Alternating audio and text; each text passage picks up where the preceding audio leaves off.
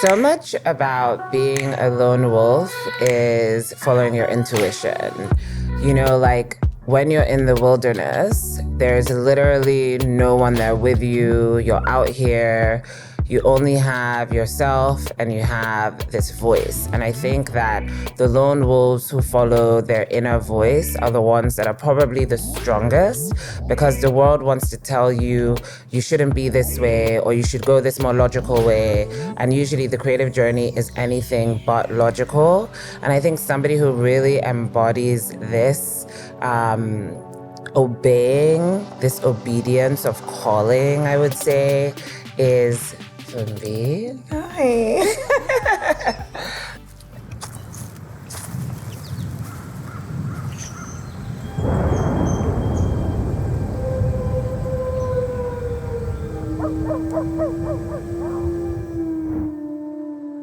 I love it when you say that, actually. Mm-hmm. When you speak about like following the voice as like obedience. And I think this is the second time like I'm hearing you use that term with You? Yeah, with me, I think the first time I was here when I was crying, you know, my eyes out. Every time I'm here, I cry. That's That's not good. Okay, that's good. That's good. No, but yeah, obedience. I like that word. Yeah, and I think obedience is something that a lot of creatives struggle with. Yeah. Because usually obedience doesn't come in this, like, it doesn't make sense. Usually when you hear, oh, go this way, it's like, wait, but everybody's going right. Absolutely. What do you mean I need to take steps back and go left? Yeah, and sometimes it looks like stopping. So I remember when I was so I had just like I'd started off in like production, and should I go straight into it? Go straight into it. Okay. So I started off in production, and this was maybe like 2016, 17, I would say. And I was shooting a lot of commercials. And if you are in the short form commercial world, you know that like it's a cycle. And it's a cycle that pays very well, by the way, you know, but you are working nonstop almost. Like you get on this project, you do it, and then you get on another project, you have a week break, you get on another project and you're doing it. And I'd done it for like maybe almost a year. And towards the end of the year, I was so tired and I was so exhausted. And I just felt like this is a rat race.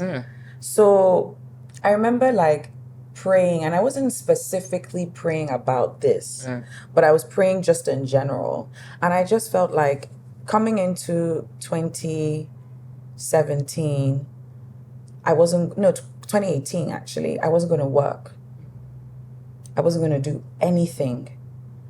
And literally, I cannot explain it. It's the most ridiculous thing ever. But I got offered jobs, but I turned everything down. Wow. Because it didn't feel right. Not that the jobs were not right. They were paying really well. But I just said, no, I'm not. I don't feel like I'm supposed to be working. And I was broke. Literally. And did you hear that in your spirit? Yeah. Like, don't work. Yeah. This is a time for rest. Yeah. And I didn't work. And you obeyed. And I obeyed. Yeah. And what did that look like? Because I feel like rest is hard. Say, oh, are you resting? I'm like, yeah. I don't know. Is watching Real Housewives resting? Yeah. I don't know. No, it's not, my dear. It's not, my dear. No, I think, and I remember I was talking to a friend of mine about this as well, like then. And I was saying to her that like, I just come out of the phase, like so late 2018 into 2019, you know. And as I was coming out of it, I was saying to her, because she knew everything, she was just like, I don't know how you did that. It was really hard because I had to stop everything. And I think what it looks like is, I would say that what God was teaching me was He was refining my ability to hear Him in the small things. So He was teaching me how to like lean on Him for the journey, because at the end of the day, He is my strength. So the way that the analogy he gave me was, it's like when you have an archer that has a bow and an arrow, right? and you pull back. The process of pulling back, if you watch it so closely when they do that, is so slow. Because when you release, it has to hit the target. Now I'm being released, and now I'm wishing that I can go back. You know what I mean? Like, because now it makes sense. Right. It makes sense, which is why, like, I'm grateful for the journey. I'm grateful for the success. But if tomorrow I hear stop, Nicole, you people will not see me again. I swear. Like, I will stop genuinely. Wow. Yeah. So it was really that. Like, and I remember when he gave me that picture, I was like, oh my God, okay. But it still wasn't very easy. But I think by like the second or the third month, I had also gotten into the swing of it. Right. And what was I doing mainly? I was cooking a lot. Every time my best friend would come over, I would make something new. Like, you know, I was meeting people. I was hosting. I would go out. I was reading. I was journaling. And then I started to really ask myself like deeper questions. Like, okay, what do I really care about? Not even what am I here for, but like, what am I interested in? Like, what do I really want? You know, and I realized that I cared a lot about the artistic way that we are viewed as people. So I knew that I gravitated more towards people who were not necessarily making stuff that you would consider commercial, but making stuff because they had a specific point of view. They were saying things. So I gravitated towards them. And yeah, that's what I discovered. And who did you find in your gravitation? Oh my gosh, I think that was when I met Abba, who's a really, really good friend of mine. And I also met Wale that year as well. Your business partner? Yeah, my business partner. And when I met him, like I didn't meet him under the guise of, oh, you're my business partner. And that year I worked a lot with my brother. So my brother is a photographer and had been in photography for a really long time. Lakin is her brother. Yeah. Famous Lakin. And, you know, I remember then he was shooting something for Galleries Lafayette. Okay. And it was their cover, it was the window, like, panels, basically, their installations.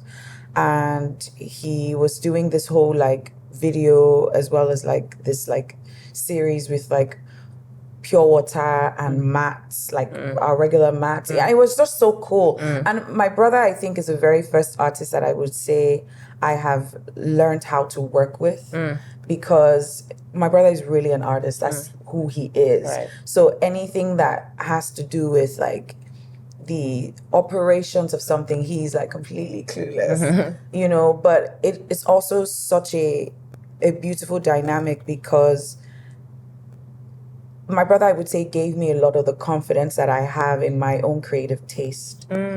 Because he will oftentimes shoot certain things and like ask me, like, what do you think? Right. You know what I mean? And I'm like, what do I know? You know, but he would listen to my opinion and he will adjust, you know, if there was like reason to like, if he saw reason with it, you know, or like he would understand. And I learned how to sort of creatively be in alignment with someone by working with my brother. And at some point I was managing him as well. So if you wanted to book Lacking, you had to come and talk to me. At some point you were managing me. At some point I was managing you. Yeah. Oh my God, yes. Literally, you know. Yeah. So that's when I started working a lot with him. And, you know, whether he was doing the window installations or he was just doing a project like in the studio, you know, I was present. So I would just like facilitate like the bookings and make sure the clients were okay and make sure that they paid as well. You know. Wale spoke to us about how you know how to call big money. I do. And like you do it with your full chest. And you know, it was funny because I contradicted myself on the podcast because we had Obi here, DJ Obi, and I had told him that, you know, I feel like it's a female thing where we don't know how to ask for money. Like, you know, men just feel entitled and they just ask for big money, but us, we're kind of like, you know. Shy and he was like, I don't think it's a female thing. I think it's a personality thing. And I was like, actually, you're so right because Funmbi from Fatherland be asking for big money. I think so. But, like, but I think it's a value thing. But how do you, yes, it is a value thing, right? But then at the same time, it's like, I know my value. I know that I'm valuable. I know it. But if I call X and you are like, oh my God, you know, then I don't know why, but I find it very, even talking about it, I feel uncomfortable. Do you know what I mean? Yeah. Like, I don't even want to talk. I don't want to, sometimes if you price me down, I just feel like, you know what, I cannot have this okay. Sure. Yeah, I don't want to do the back and forth. Yeah. You know, it makes me feel small. Yeah. So I'm just like, you know, then I accept less than. Yeah. And then this whole time, I then wonder, how did I get into this? Yeah. Yeah. I think, you know, Wale actually says it so well. I think it's a bit of spiritual arrogance. And let me explain what I mean. I mean, you see that time when I wasn't working, I wasn't making any money like that. You know, so I was either spending my savings or, you know, if I did something with my brother and stuff and there was a little bit of money that came from that, then sure, you know, but for like a good, like 6 to 8 months, I was barely doing anything. So I've been broke. And I think it's not a money conversation first as much as it is a value conversation. And, you know, I actually learned how to charge by working with my brother because I had to tell him oftentimes, no, you've got to put value on this because I see the process now. Like you're not sleeping, you're over there in front of your computer, you're drinking Gary because you don't want to get up and eat something too heavy. You know, your eyes are going dim. I'm just like, there's a lot that goes into this, you know. So the time value of like this makes sense, you know, and the effort needs to be compensated in some way. I don't believe in overpricing. I think sometimes, especially here, like creative talents, they sometimes do this thing that, you know, because everyone is like rushing towards you, now overprice yourself. I don't believe in that at all. I think it's a really horrible strategy. But I do believe in the value of the work that you put into something, and especially when you're an artist and you're a creative person, like, come on, like you don't sleep sometimes, you know, and no amount of money can pay for that, but at least like let it be sufficient for you to be okay. So that's what I honestly think. I agree. I agree. And I think also, like, in terms of like it being a personality thing, I feel like when it comes to charging, I truly, like, the arrogance I think comes from I'm not afraid to walk away from anything. Right. Yeah. Nicole, as in, put $10 million in front of me now.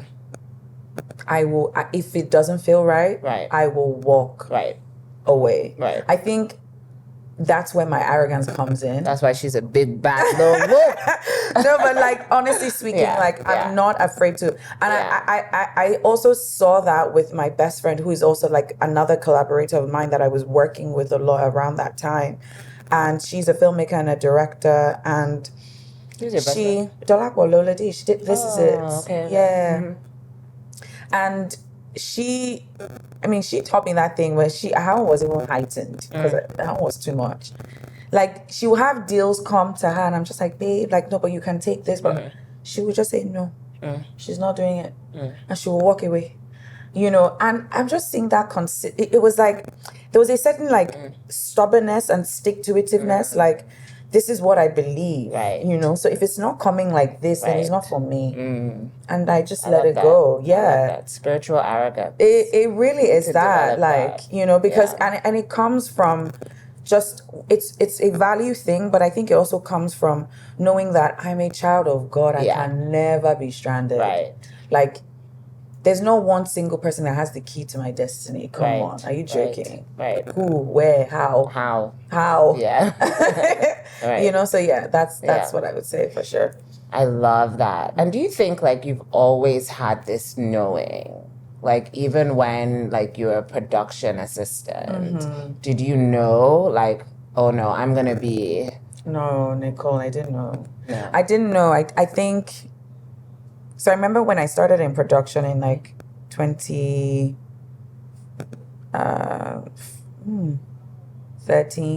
I would say. Yeah, what is that now? Was it 2013? I think so. 2013. 2013, 2014, yeah.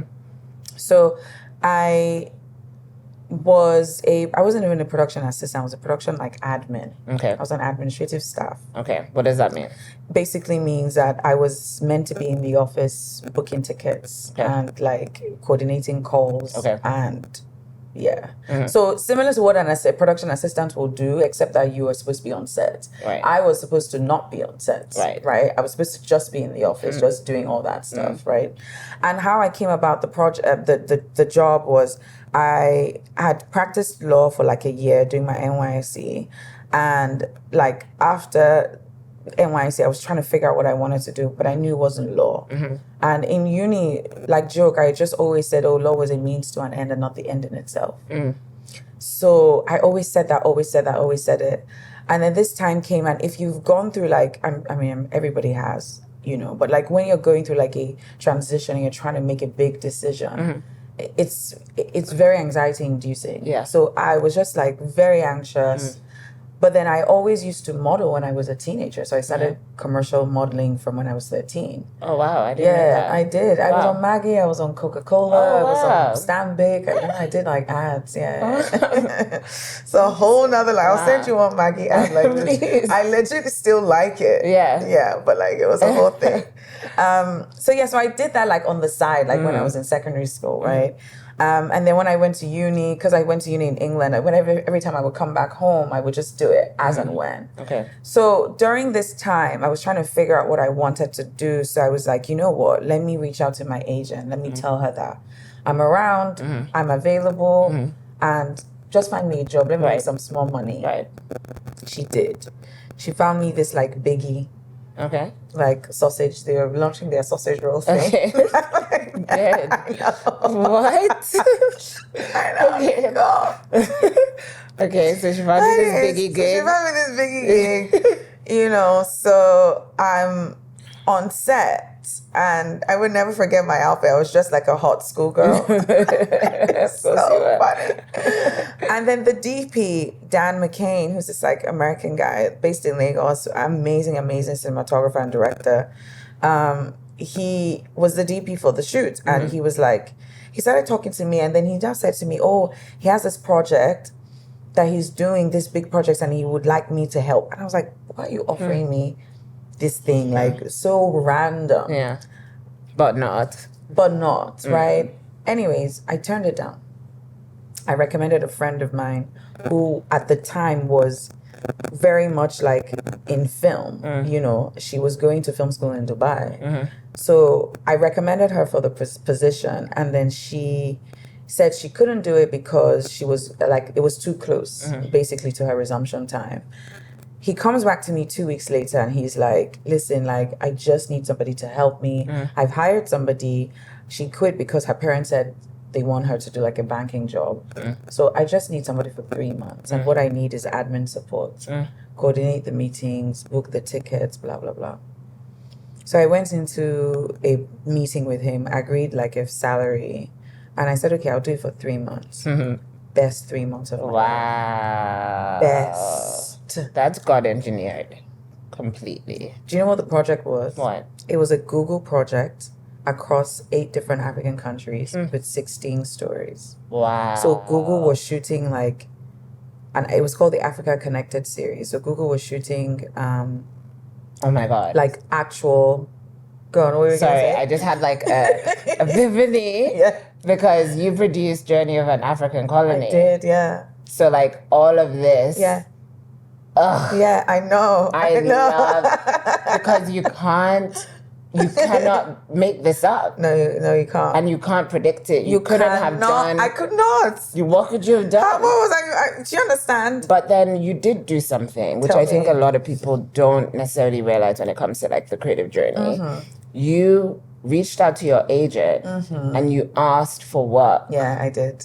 Right? Yeah. You asked for something and you said yes. I said so yes. You could have been at home. Yeah. You could have been chilling. You could have been looking for something else. And actually, when you say it like that, it makes so much sense because that was the only thing that was available to me. Right. And it was what was within me. It was what was around me. Right. It was what I was already doing. You know, so I just said, hey, find me a project. And she did. And I said yes to it. Right. and I showed up. So it was right place, right time. Right. You know what I mean? Yeah. And because going back to what you said to me actually before when we were talking about this whole social media thing and the public facing aspect of what we do, and you said it was when I think you quoted like Shonda's like saying yes.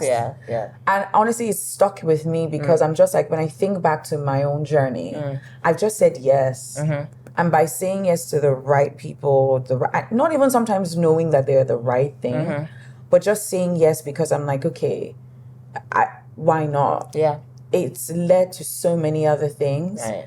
And so when I started this job, like, I freaking loved it.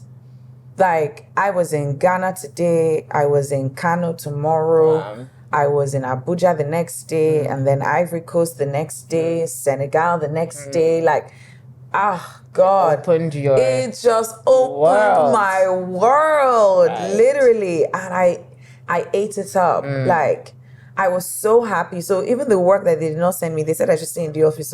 But I went for meetings.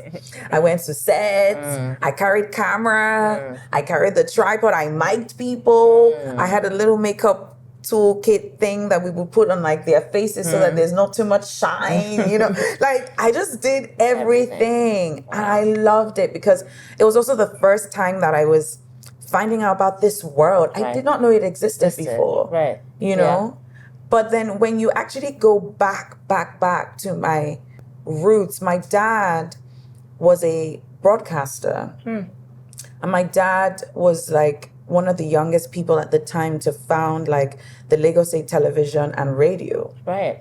So I was familiar with the idea of going to a studio, right? And Lagos State Television at the time, they had studios where plays used to be on. So I was familiar with that. I went for plays, you know, but I never saw the back end of it. I knew the radio, but I never saw the back end of the production aspect of it. Never saw it, you know? So it kind of just like, it made sense. And so what was supposed to be a 3-month job, I ended up staying for 2 years. Wow. Because I just loved it so much. And I left primarily because I wanted to just do more narrative stuff. I didn't want to just do documentaries. And yeah, that's why I left. But it was amazing. And even when I was leaving, it was more like, this isn't like, it wasn't something that, I remember then Dan saying to me, oh, you know, I feel like you're going to go start your own thing. And I actually said, no, I don't think so. Because it wasn't in my thoughts. Like, it wasn't something I was thinking about. But again, just saying yes, because there was something in me that just said, I want to do more. And I want to do more like narrative stuff. So I'm going to say yes to narrative stuff. And I don't want to just do documentaries. So I left. And then what did you do? And then I became freelance. Okay. And then when I became freelance, I worked on, that was when I met Bibi Shashere. So it's so funny. So I left Dan maybe what are we now? So this is like, I did like 2014 to 2016. So 2017, I met Bibi. And then I worked on Banana Island Ghost. Okay. And on Banana Island Ghost was when I also realized, oh my God, I love music and film. So I worked with Enyi on the music for Banana Island Ghost. And we got nominated for the AMVCA. Wow. And then that year as well was when I did Journey of an African Colony. Okay. When I started Journey of an African Colony. You know, and while I was doing that, I was then also doing the commercial bits so I just became like freelancer, just working on like different commercials.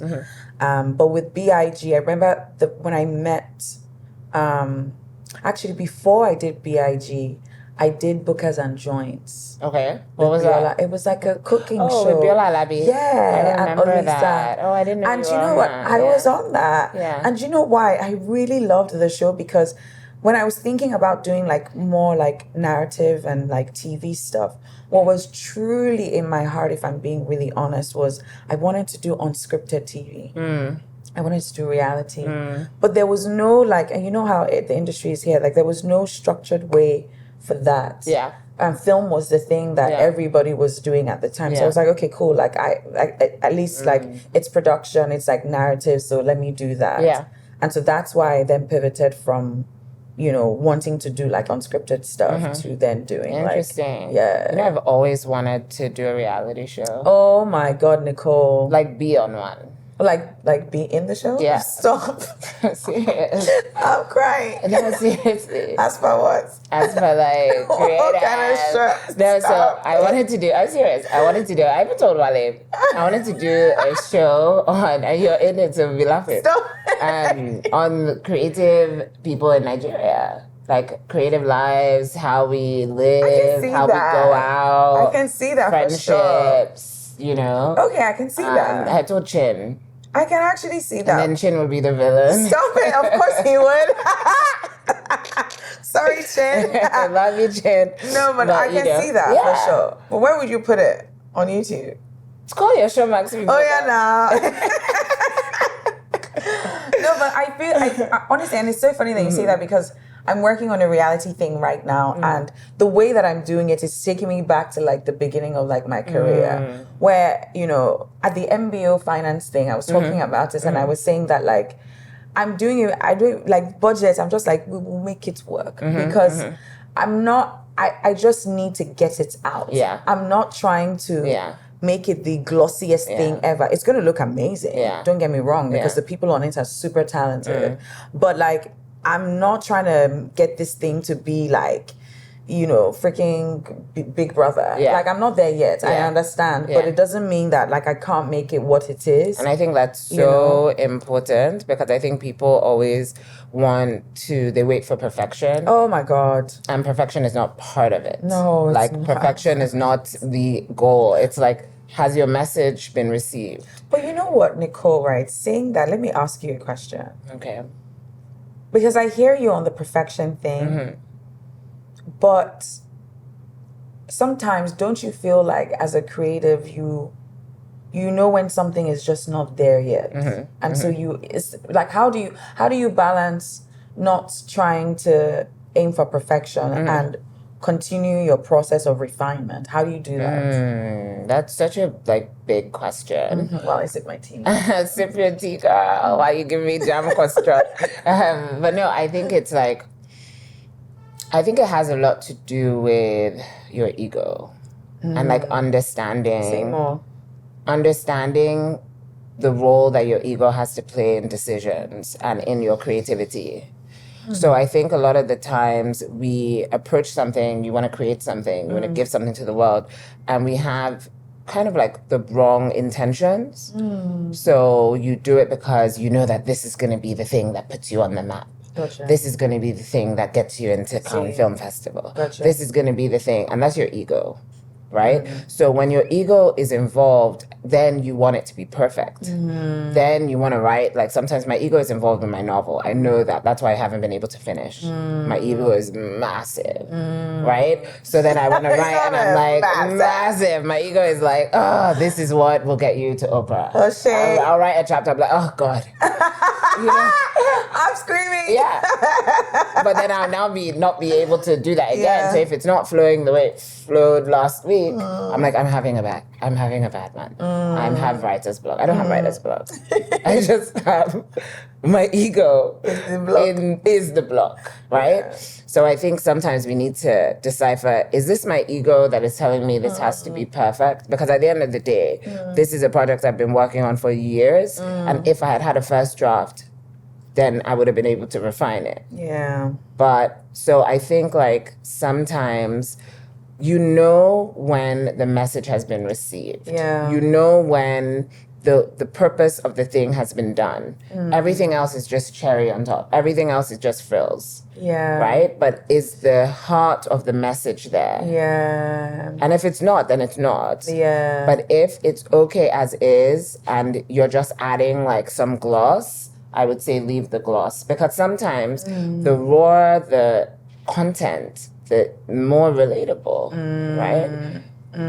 I agree with you. And I think it's interesting that you reference like the ego as like the thing that can shift the intention. Because when I think about, but then how do you create and not have your ego involved? So I read this book called The Ego is the Enemy. Okay. And just like identifying, I can't remember who it's by, but it's really good. And it's like identifying like when your ego comes to play. So Oprah told this story. She was speaking to Eckhart Tolle. She was speaking to Eckhart Tolle, and it's all about ego and death of ego. That's everything Eckhart preaches, right? So he was saying how, like, she was saying how, like, you know, when she was reading his book, she was like, I don't have a big ego. I don't, that she's nice and she treats people the same and all that kind of stuff. So anyway, she went for a doctor's appointment, and in the doctor's appointment, usually they take her to the back because she's Oprah, right? But this time, they took her to the front. And so she's in the waiting room, and she's like seeing how the other 99% of people live. And she's like, they have magazines. They have snacks. This is nice. This is a nice waiting room. So she's there, picks up a magazine. Nice. Then after like 10 minutes, she messages her assistant, and she's like, I'm still here. Like, why am I still here? Why am I still and here? then she was like, hi, ego. Whoa. Ego is like, I can experiment a little bit, but in 10 minutes, I'm going to wonder why the hell I'm here, right? So it's just like, to say that, to be like, to know the difference between yourself, your ego. Am I showing up? Why am I upset right now? Is it because I didn't get a certain kind of recognition, a certain kind of greeting when I walked in the room? What were you really expecting? So there's so many times where that comes up. So you just have to be really self-aware. You have to be really, really self-aware. So then what do you do in those instances, Nicole? Because like, let's not like, okay. Because especially in the creative space, right? The everybody's work matters, especially when you are playing in a sport like film, and like TV is such a team effort, like such a team effort, like big time, big time. So there's a lot of people who need to be seen and heard and like. Like validated. So I guess my question is then like, how do you distinguish? What's the fine line between like knowing when it's your ego speaking and wanting recognition versus I did the work, so I should be credited. Do you understand? I did the work, I should be recognized for the work that I did. How do you make that distinction? I mean, it's intuitive. Not me asking you questions. I love it. I love it going home. It's intuitive, right? It's like, it depends on the scenario. So I don't think I've told this story before. Oh, yeah, tell it. But I'm gonna tell. Not me bringing out stories that are untold. I'm gonna tell quarter of the story.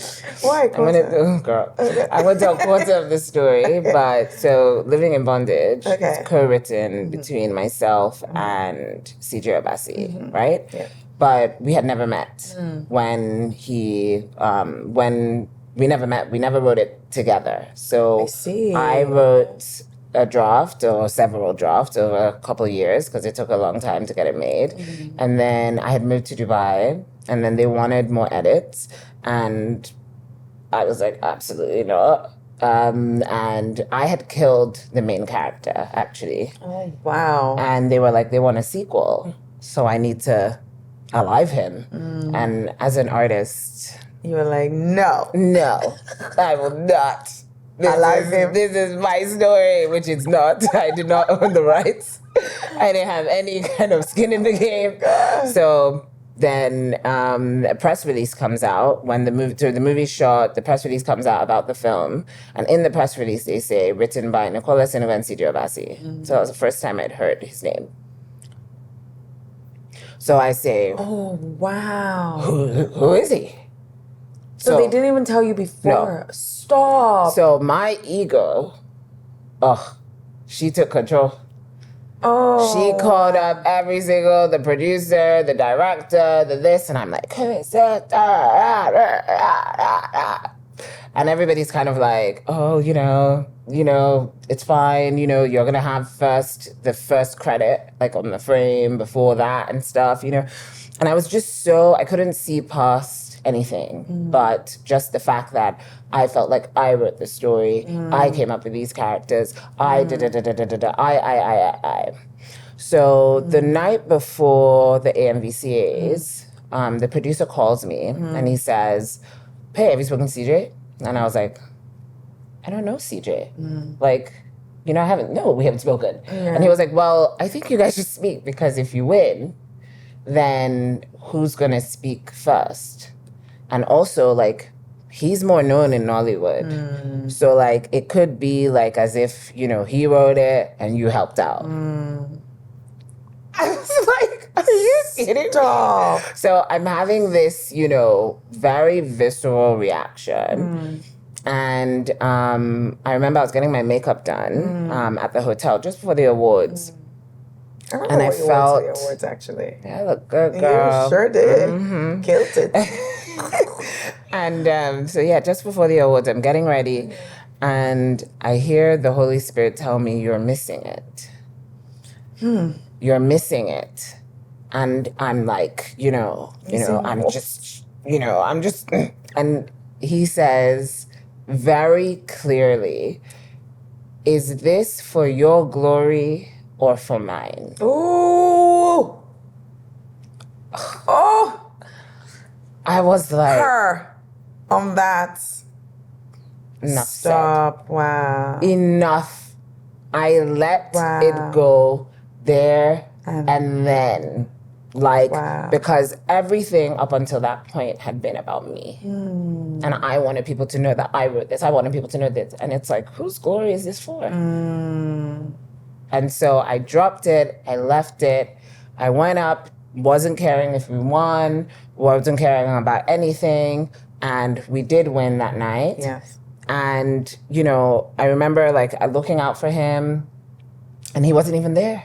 He had sent his mom and his wife to accept the award on his behalf. And, you know, it just ended up being like a non-thing. Sure. And, you know, all of the recognition that I did receive then came anyway. And it never mattered that I had a co-writer. But what is even bigger is that God will, like, bust your head over again. He will use one point to teach you multiple things. Yeah. So years later, and you're actually a part of this because you were on that call. But I don't know if you remember, but years later, I get, this is when you and Wale were managing me. I get a email from HBO. Yeah. And we're like, HBO, it's happening. I'm about to be famous. And they're like, oh, you know, we want to touch base. We're like, oh my God, okay, managers, we have a call. I remember that. Do you know what she said on that call? You probably wouldn't because, you know, she's this American lady, you know, it was Zoom. I think it was pandemic time or something. And she was like, oh, you know, Nicole, really great to meet you. One of our writers, CJ Obasi, told us about you and we really wanted to just, you know, touch base and connect. And I was like, look at my friend that. CJ. That's my friend. I'm screaming, Nicole, what? This babe. CJ, my guy. So, okay. But that, for me, I was like, literally, God is a chess player. So you don't know why somebody, and now CJ Obasi is one of our foremost writers in Nigeria. And to have that connection to him helps me. Yeah, it does. You know, so everything. So if I had imagine if I had like told him my grievances. Yeah. And I had kicked up a fuss. Spoiled that. Spoiled that relationship. But you know, Nicole, like, and I think it's the thing that happens when people are collaborating, right?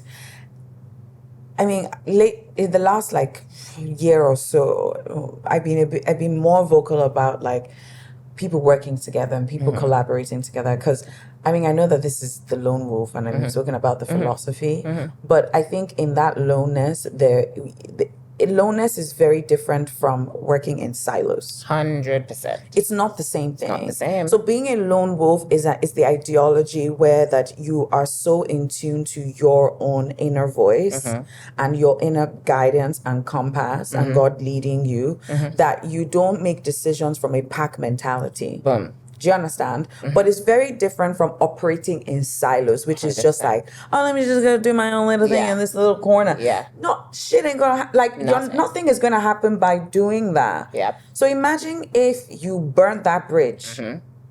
Imagine if you called him and blasted his life. Yeah. Do you understand what I mean? Like, and just really like tore down that reputation. Yeah. So imagine what will happen with that. 100%. And like, I think that oftentimes is the thing when people collaborate. It's the clash of egos. Yes. It's the power tussle. I remember BB actually saying this to me last week when I had lunch with him. He said, the bigger you get, the more on the table of negotiation, know that what you're negotiating is power. And be comfortable with that. So you have to learn how to give it away. You know what I mean? Yeah. And I find that people working, like people that are collaborating and like creators that are collaborating sometimes struggle to understand that. Right. Like, I get that in some instances there is control, you know, and you know that it's not the right environment for you to thrive. But not every instance is geared to controlling you. No way. Yeah. You know what I mean? But the very nature of collaboration itself demands that you have to give. 100%. And you're not giving something that does not cost you. Otherwise, it's not collaborating. Right. It's got to cost you. Yes. Like, you know what I mean? 100%. And what you're giving comes back to you. Good measure, pressed down, shaken together, running over. Look at what came back to you, my dear. Do you understand? You know, so anyways, I just find it so fascinating that you said that, because I feel like if you had just like cursed him out and like burned that bridge, like, I didn't even remember that. I didn't remember that she said that on that call. She said that. And obviously for me, it meant a lot because this is a name that, you know? Of course. And so for me, and you know, it was interesting when I finally did meet him. Yeah. You know, and he doesn't know this story. He doesn't know me. Yeah. Do you know what I mean? Like he just knows me like hello, hi, right? But when I finally did meet him at a frith, like maybe like two or three friths ago, we were standing in a group. And there was one of the main actor. So you mean from that whole time, you just mentioned like 2-3 afternoons ago? Yeah. Stop. Yeah. Wow. And we were standing at with Jude at Jude Kene, the actor from Living in Bondage, and some other people. And he was right there. He had just kind of come and he was right there. And then I said I had met him just previously, like just like maybe like 5 minutes before, and I was like, oh, I'm Nicole. Oh wow, hi, nice to meet you. So he was standing, and I was like, oh, this is CJ Abasi, my co-writer for Living in Bondage, right?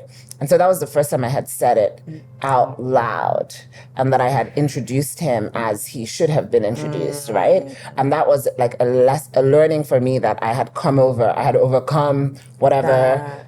You know, all of that. Yeah. And then in that, you know, we ended up going into the hall. There was this talk about management versus agents, and the difference between a manager and an agent.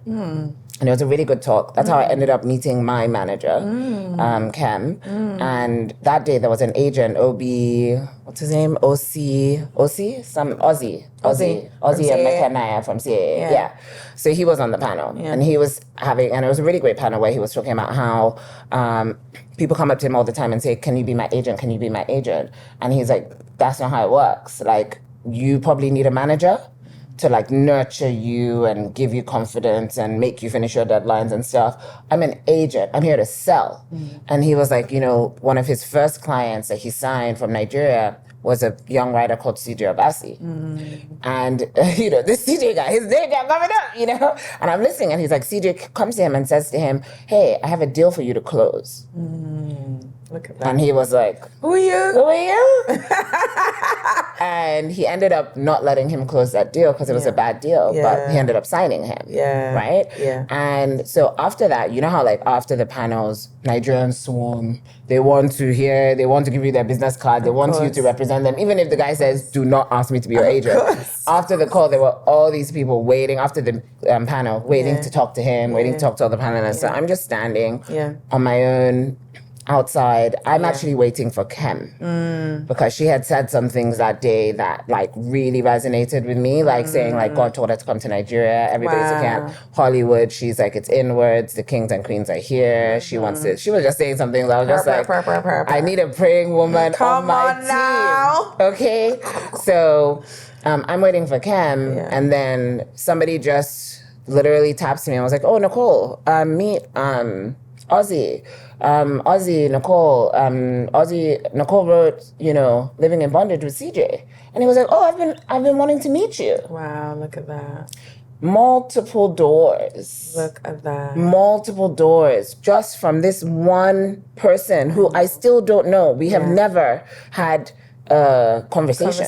We've never, like when I was in LA, we were supposed to have coffee, but it didn't work. Yeah. But we've never. Yeah, look at that. But I think that is just a testament to like, leaving things, not wanting to own everything. Even recently, like while I was on set. Yeah. First time obviously directing. Come and on stuff. now, you better say that again. First time directing. But then the dynamics of set, right? Because you have the AD. Correct. Right? And the AD is the one who's like saying, "Hey, guy, my dear, la, la, la, la, la," and doing all these rah, rah, rah shit, right? And that's not my personality. I would rather die than be screaming in public, right? Yeah. So, the AD is doing all this stuff, but, it's clear, like, he's the big man on set, right? So there was a moment where I felt like I needed to be more vocal, right? But then I immediately checked myself because that's not me. And why did you feel the need to be more vocal in that instance? Yeah, because my ego is trying to be like, you need to show that you're the director. Yeah. You need to prove. You need to go and check the frame. Yeah. And you need to whatever. And I was like, actually, no thanks. Yeah. I'm going to sit here. You're going to give me the thing where I can look at it. And when it's not right, I'm going to speak. Yeah. Yeah. I did have to kind of come out of myself a little bit at some point because, obviously. Production would bring that out of you. Exactly. Naturally, I had to, at some point, I'm like, move this and, like, what are we doing, But generally, I didn't feel the need to. I am the director. Yeah. I didn't need that. Yeah. I would say that, honestly, for me, like, as I'm hearing you speak about the ego, and this is a bit of a segue from like the collaborating thing that we've just spoken about now, but I think I'm still actually learning how to like check my ego a lot of times because I sit in the dual function of like, okay, working on the business and also being a producer, right? So running a business as CEO and then also like being a producer. And the one thing that I've always prayed for, and I when I speak to like my, my spiritual brothers and sisters as well, I'm like, you just continue to pray for like humility, not because I'm afraid of it, but because I was talking to my best friend and I was saying to her like, man, like, I just don't want to get lost in the sauce of, oh my gosh, she's like the boss chick. And like, we say those things like, oh, boss babe, boss chick. And then you wake up and your shoulders are high. Your shoulder is so high, you cannot see your face, And I'm just like, now I don't want that to be me. And then she said something that deflated it so well, but gave me so much purpose. She said, why are you worried about that, Funmbi? You are here to serve. And I was like, that makes so much sense, because the reminder for me is to ask myself, what am I in service to? That's it. Who am I in service to? That's it. And it's why, like, everywhere that I go and I've been talking and speaking, I'm just saying that, like, listen, like, I'm here, I'm very clear. Like, I'm here to serve a certain ecosystem. Yes. I'm not even shy about this. I'm not, you know what I mean? And I think that is why your mic is on now without hesitation. Because before you were hesitant about putting yourself and being self and being that person, which you knew that's just not you. Yes. But then that gave you the license to speak because you're not speaking for self. Yes. Right? I'm not. And so you can be loud as you want. Oh my God, I can shout. When I came to that MBO financing conference, I don't know if I should even say this, but like, say it now. I didn't even read I didn't even know what was going on. Okay, so like I had zero context. Thanks, girl. So I had zero context. So we get there. Terrence came with me, like content.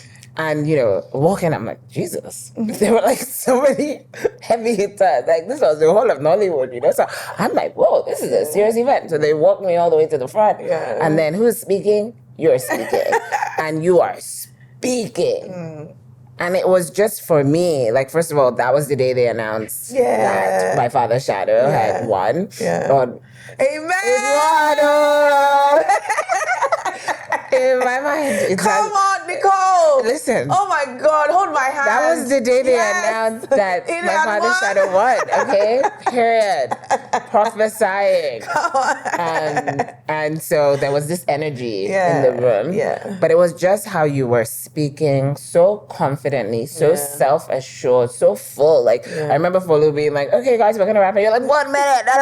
No, I have so much to say. In direct, like, contrast to the girl who was, you know, like, I don't know if, I don't know. And I think, like, I just want to speak to what that was. And if you can tell us, like, get emotional. At that time. Just because I think so many people, what they'll see now is all the Arise interviews and all the BBC interviews and all the things that will come where you're speaking, obviously, very confidently. But there was a time not very long ago not where... very long ago at all. I mean... So, you know, it's that thing that you said before, like at the beginning when you were talking about obedience, right?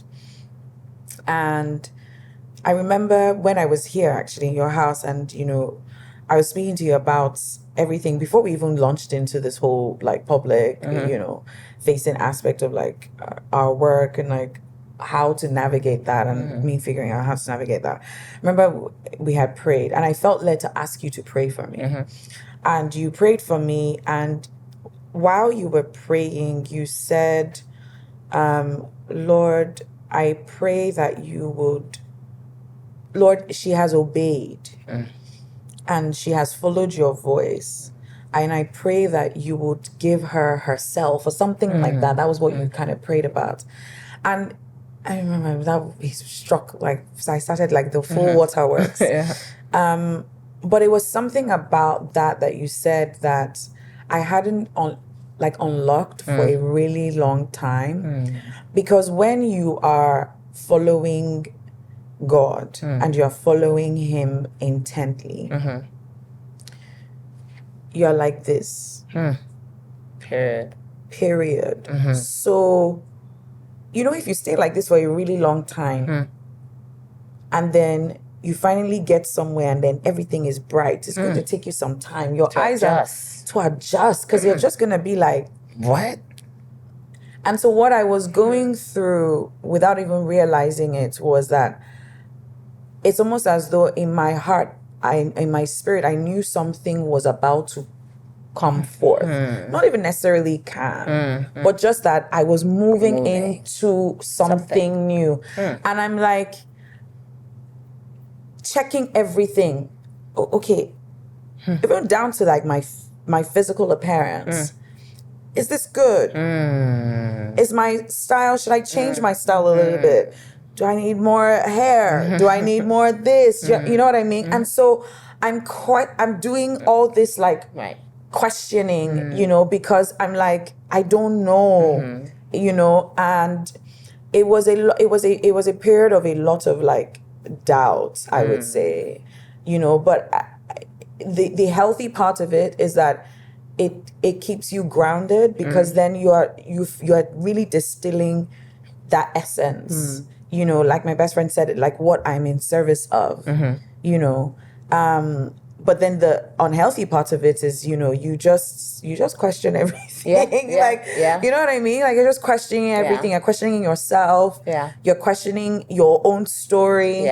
You know, so you're trying to figure out like, okay, is my story like punchy enough? Like, is it sound enough? Like, do I need to scintillate it? Like, crazy stuff, you know? And I think honestly that's what I was going through for sure. But now I feel like how did you arrive? Changed? Yeah, what changed? I think what changed honestly was the first thing I would say was that I just really started to distill again, going back to what do I care about? You know? Genuinely, what do I truly believe? So it's why, you know, while I was at the MBO thing, I was speaking and I was saying that like, and I was also with my friends, so I had a lot to say. Bibi and Anya are like really good friends of mine. So I was saying, listen, like guys, like I truly believe that there is that midpoint for us as storytellers where we will artistically push barriers and boundaries and we will artistically contribute to who we are as people, but we will also gain commercial success. I know it exists. Like it's something in me that is like, I'm so convicted about. And nobody can take that away from me. So even if I've not even done it yet, the more I'm seeing it, the more of a reality it will become. You know, for me and for everybody that is around me and the entire ecosystem. So I think it was just going back to that, like, this is the thing that I care about. And then one day I was having a conversation with Yomi Abiola, amazing, amazing woman. And she was saying to me, you know, that, Funmbi, do you give birth to a baby and not stand with the child? And I was like, no. She said, so why are you afraid to stand with your child? I was like, actually, why am I afraid to stand with my, you know? So I then started to question why this. So when she said that, I was like, because it doesn't make sense, Nicole. Like, as in, I cannot go through 9 months of labor. I'd be 9 months of, you know, and then go through labor. And then somebody wants to tell me your child is not, I will fight you tooth and nail. Like, it's just not possible. Or I now start to feel like, oh, they are calling me for PTA meeting. And I'm like, oh, I'm so sorry, I can't come. Or they're calling me to come and compete in like my child's school racing, you know. And I'm saying, you know what I mean? And I'm saying, I'm so sorry, I can't. No, you go. You show up. You show up. So she said to just show up because your child has moved from in to out. You are now a custodian. And you are now a and he needs you now. So stand. And she was really speaking about like fatherland as a whole. She was like, so stand with your child. And be proud of your child. I have chills. And I don't know why I'm having like a physical reaction. But I also think because I just think there's so many people watching that are so like fear and doubt. And there's so many things that make them not stand up. And I think there's this fear. Like somebody said, you know how we talk about like... you know how we talk about like the ego, but people don't talk enough about the ick. Like when you get the ick. God. And that the ick, I remember you saying that actually. Your ego. So when you feel a bit, you don't want to record that video like, because you have two views. And you'll be like, look at a day of my life. You have the ick because will people think I want to be an influencer? Like, you know, that ick is holding us back. It is. Because literally, ain't nobody give it crap. Like, nobody woke up this morning thinking, my father's shadow. Do you know what I mean? And if they did, well, good for them. But it's your life. It is. Right? We are very celebratory and we congratulate you guys and you're carrying the flag. And on that day, we're all going to be so proud. But in the day-to-day, it is not a factor in everybody's present reality. So when you think of that, and when you think of like, oh, this podcast, when it comes out, it comes out. But nobody's going to be like, oh my God, no Lone Wolf episode. Like, it's just not, everything is deep to us. Yes, but not it's to everyone it's else. not that deep. So when you don't do that video and you don't do, oh, they're gonna think I'm stupid. They're on to the next thing. I'm telling you, moving on swiftly. Moving on swiftly. And I feel like now where I'm even at in terms of like just really taking this service deeper is how like it's so disingenuous and almost it's rude actually and a bit arrogant of me to say, oh God, give me this thing, help me with this thing, help me with this thing, and then he does. And then I'm now like, oh, I don't want it. Yeah. So even this morning, like I caught myself because I had been doing a lot of just like speaking over the last couple of weeks. And I was like, oh my man, shit, I'm so tired. And, you know, I stopped myself and I was just like, no, God, I'm so grateful. Thank you. Yes. Thank you. Yeah. Thank you for this. Thank you for the strength. Thank you for capacity. Thank you for ability. Thank you that these moments are happening now. Yes. Thank you that you're stretching me in this way. Thank you. And I changed it to gratitude. Right. And I just became so grateful and so thankful because I'm just like, I'm also aware this is only just the beginning. Like I've not even really started anything like that. Okay. You know? No, but seriously, like, you know, so I was just like, no, like, thank you. So, like, how rude to just, like, be like, oh, you know, please, no I more can't, speaking. like, you know, it's like, no, stop it now. Like, you know, and again, that thing of service, like, if you're truly saying that you want to be in service, serve all the way. Serve with your chest. Like, the scriptures talk about, you know, serve the Lord your God with all your heart, with all your might, and with all your soul. Yeah. Serve. And I think people, you know, that word service, I've encountered it twice in very different ways. But one, people ask, you know, when you say, oh, the Holy Spirit said, sometimes it took me a long time to get confident saying that. Because it's like, what do you mean? Did he call you on the phone? Or did you hear loud booming voice? And people hear the voice of God in different ways, but I've never heard the voice of God like audibly. But just in my spirit, Actually, one time. Really? Yeah. Just in my spirit, I want to hear.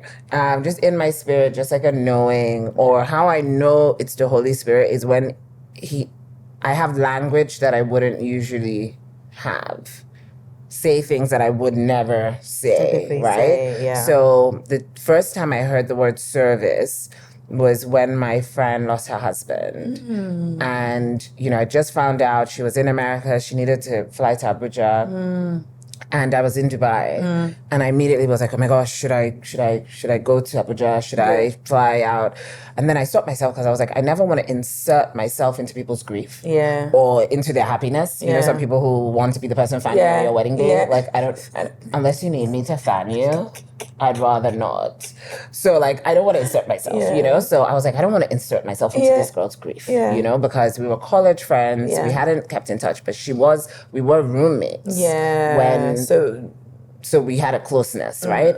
So I prayed about it, and the next morning when I woke up, I heard, go and be of service. That was the first time. And I was like, damn.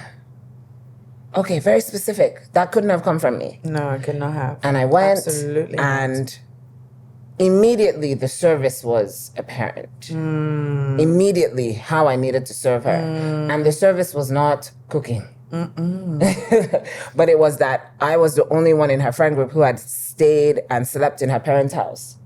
Wow. I was the only one who knew where to get hot water for. Wow. I was the only one who had been with her in these kind of intimate ways. Wow. And I was probably the only one in that time, that specific time, that could have been there in that way. So that was the service. But you know what I love about what you say every time that you speak and talk about like the different instances about your life, it's that you always reference how like, oh, so I prayed about this, and I don't even know if you noticed that, or like, oh, I asked about this, and then I heard this, and I think it's such a beautiful thing. I think it's really underestimated, because I feel like you only know the more you ask, which is really a big part of what praying is. the more you know. Right. You know, because you could have gone and inserted yourself. Yeah. You could have actually just gone and like, oh, let me try and cook, and forced yourself into something For sure. that is not designed for you. And not to say that it may not even have meant something to her. But but it just wasn't. you would have lost yourself as well 100%. in that process. Yeah. And the intimacy of what this situation was going to be for you. Because God is a God of meaning and purpose. So he's never going to give meaning to someone and at the expense of another person. Right. So in that moment, it was also meaning and purpose for you. Yeah. Yeah. That, okay, like this is, like I would lead you in the ways that you show up for these sort of things. Right. And I'm capable of doing that. Right. You know what I'm saying? 100%. Yeah. And I think that anytime I don't do that, the way that things I'm blocked there.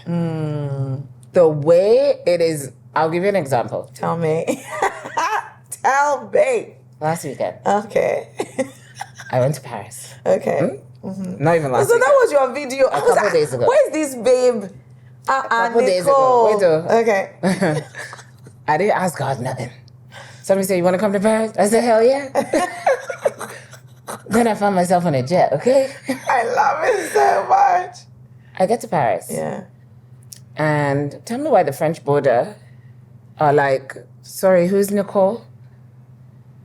They didn't let me into Paris. Stop. Even your peer said, stop. So this morning, she said, how was your trip? I was like, girl, let's do our work. I don't have time to tell you the story. Yeah. Stop. And they were like, your visa has not started.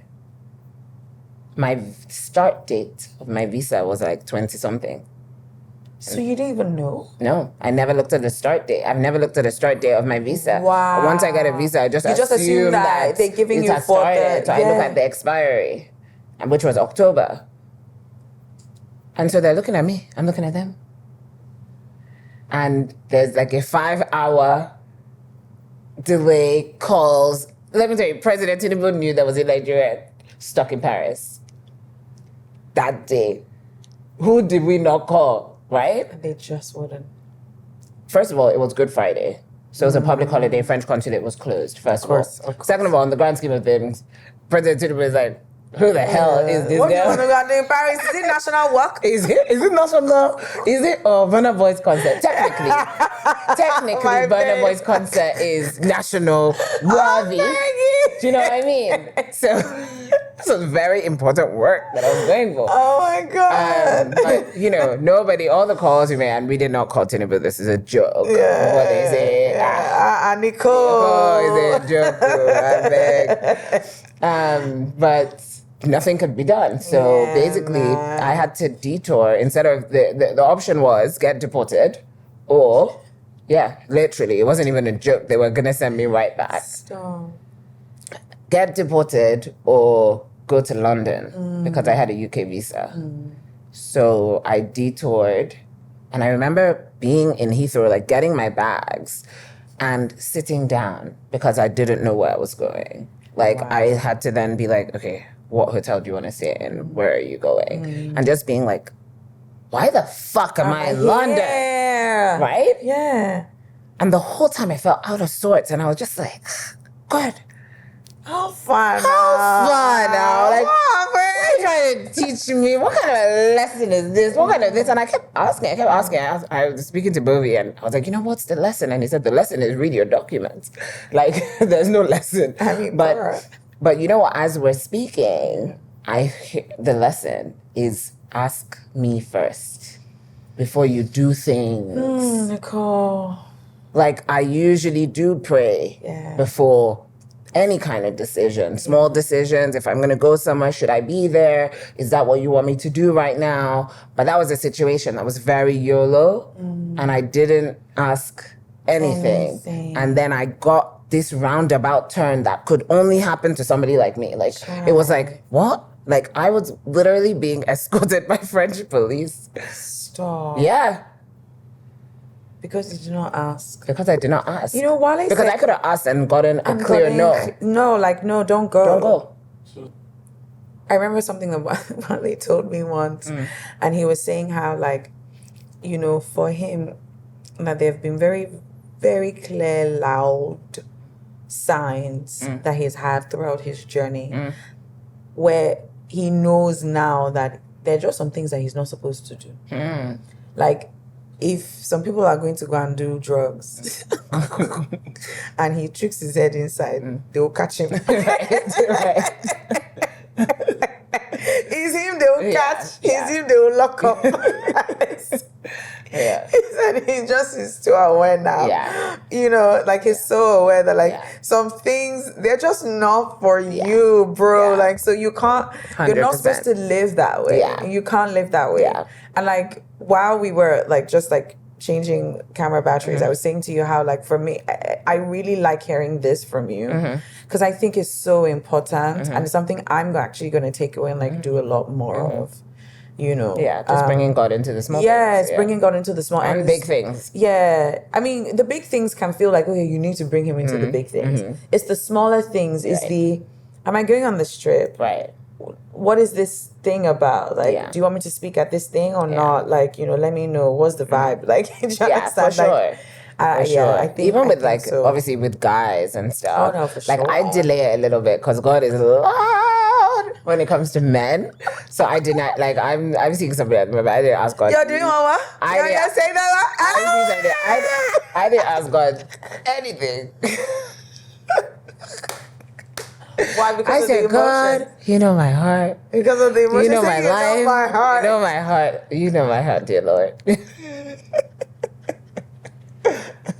So what if he says no?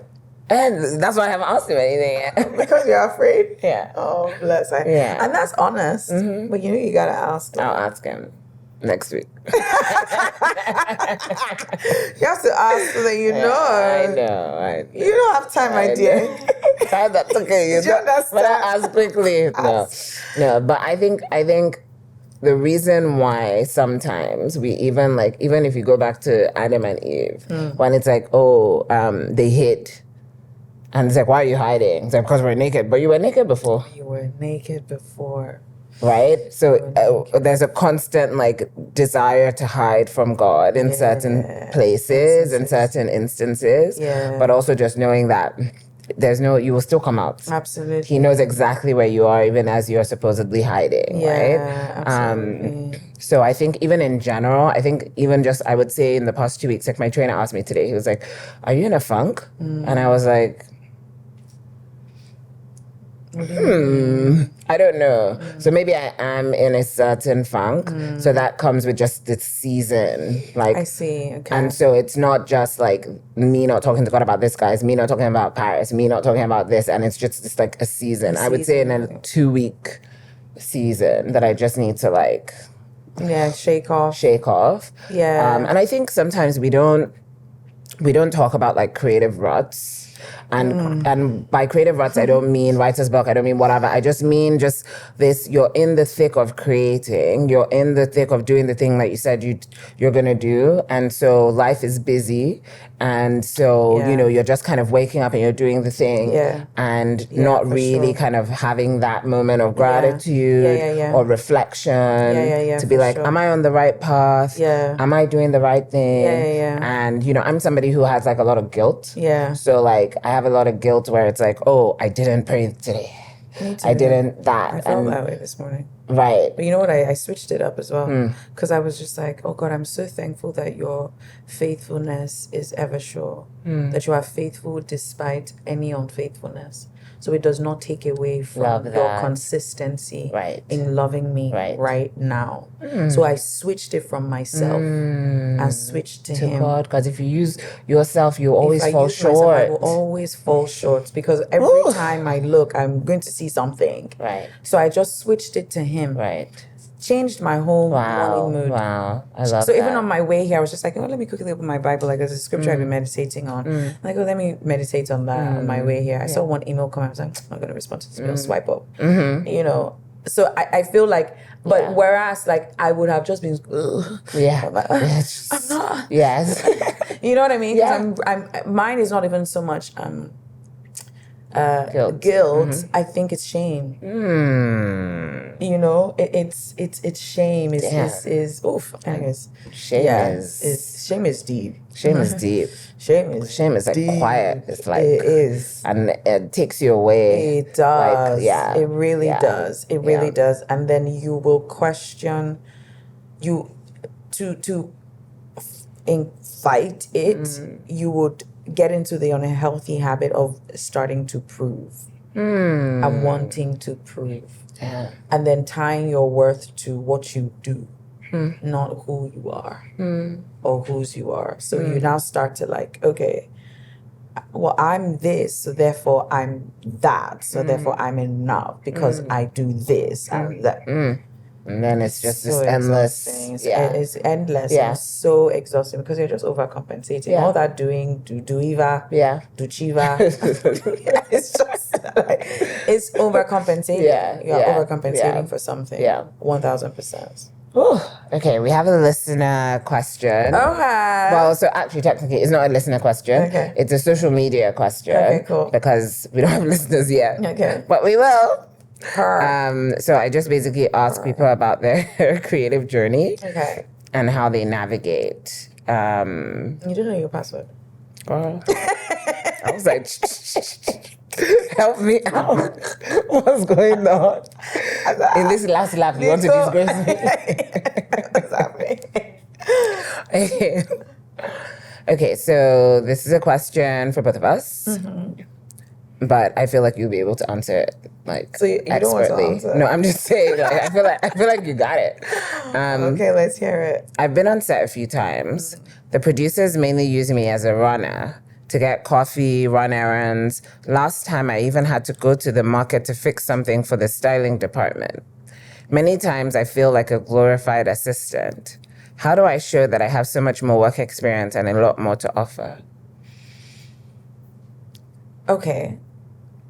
I don't know what this person's like aspirations are, but let me tell you, if you are a runner, you are in the best place. You are in the best place. I told you about how for me, like I started with just being an admin. I was supposed to be in the office, but because I loved it so much, right? I did everything.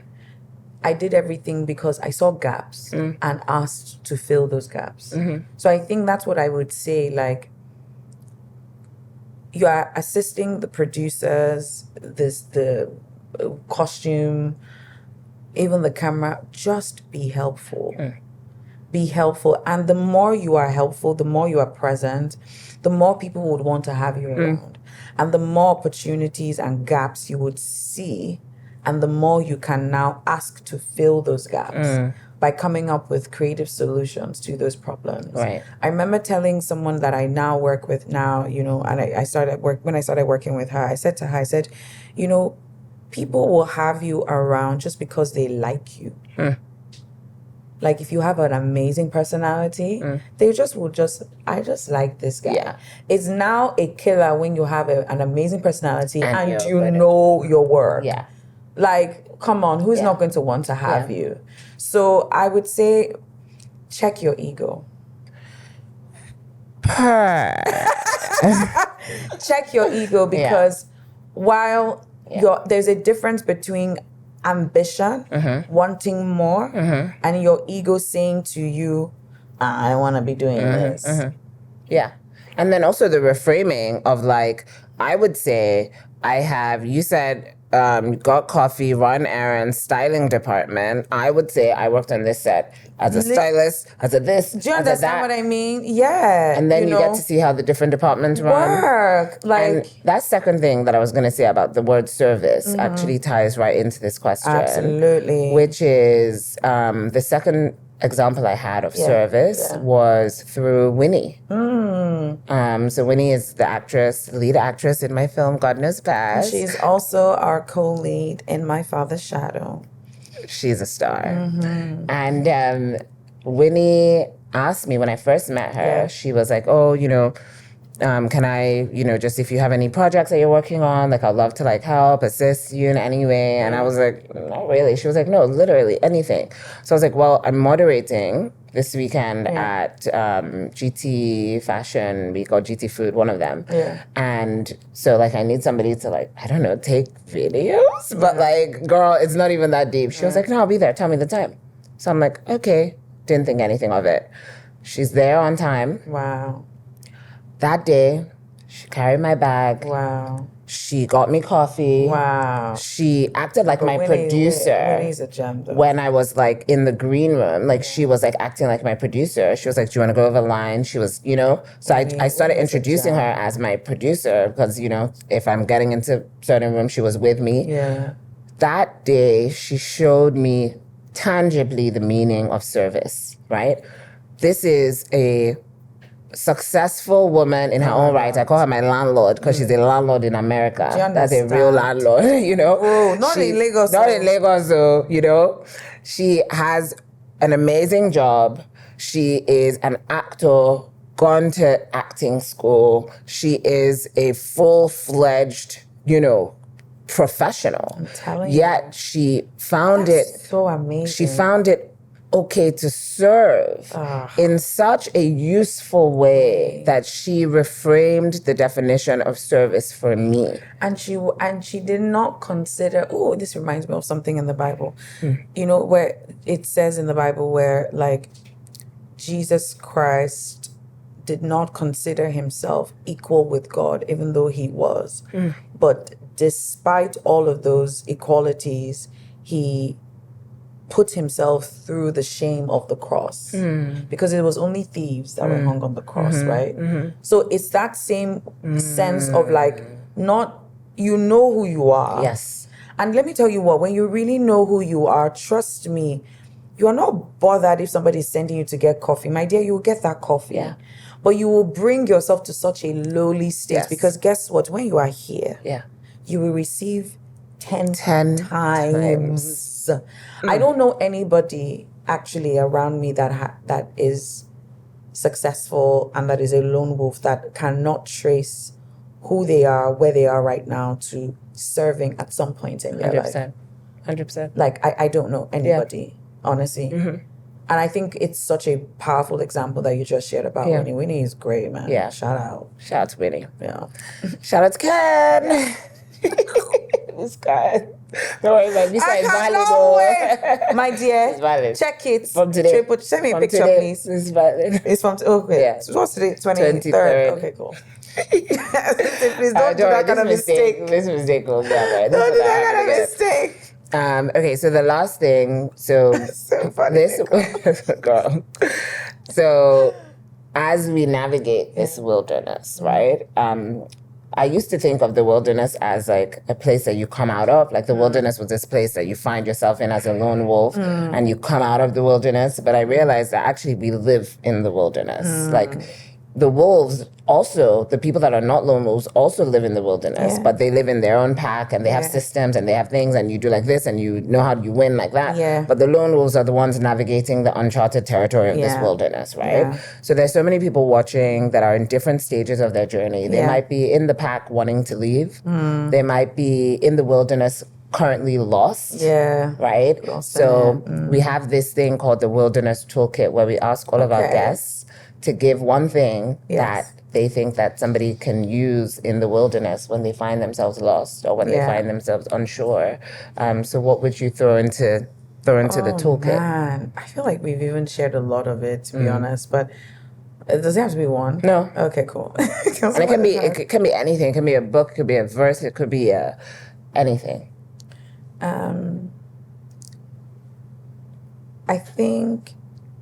I think one of the things that I would say that is a toolkit actually is what we just spoke about, which is service. I think wherever you are, you don't think of yourself as too big to serve. And then I think the other thing I would say would be really find out and distill for yourself what you truly care about. And write it down. I remember one time I had a work opportunity to work with Netflix, and I was so excited and so gingered about it, and I thought I was going to get the job, and I didn't. Actually, they just kept posting me. And it was just when Netflix was like coming into this like region.